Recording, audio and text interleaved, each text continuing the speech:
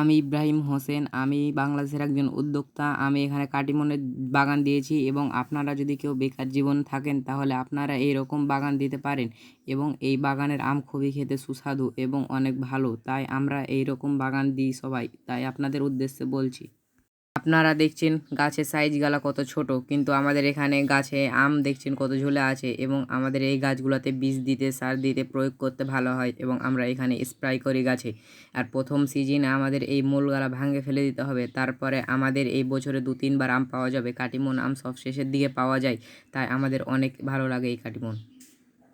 আপনারা দেখছেন এখন ধীরে ধীরে ঝিরি বৃষ্টি হচ্ছে। এই বৃষ্টিতে আমাদের অনেক উপকার হচ্ছে। আমাদের পাতা আরও সুন্দর সুফল ভালোভাবে সবুজ করছে এবং আমাদের মাটিগুলো আরও উর্বর হচ্ছে।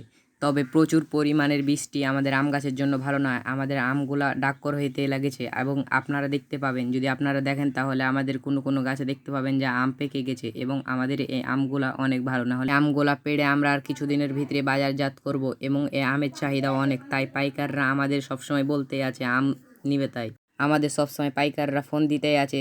ঢাকা, রাজশাহী, খুলনা, চট্টগ্রাম সব জায়গা থেকে আমাদের ফোন করছে, তাই আমরা কিছুদিনের মধ্যেই মাল ছেড়ে দেবো। আমরা শুধু আম চাষ করি না, আমরা আমের পাশাপাশি আমাদের মালটাও চাষ করি। আপনারা দেখতে পাচ্ছেন আমাদের মালটা খুবই সুন্দর। এই মালটাগুলো অনেক গাছে ধরে এবং গাছে ভেঙে পড়ে। আমাদের মালটাগুলো অনেক মিষ্টি, সেই সঙ্গে বাজারে ভালো দাম পাই এবং আমাদের এই মালটার চাহিদা অনেক। তাই জন্য সবাই মালটা আমাদের এখানে কিনতে আসে। পাইকাররা কম দামে আমাদের মালটা প্রায় 1 টন বিক্রি হয়ে গেছে।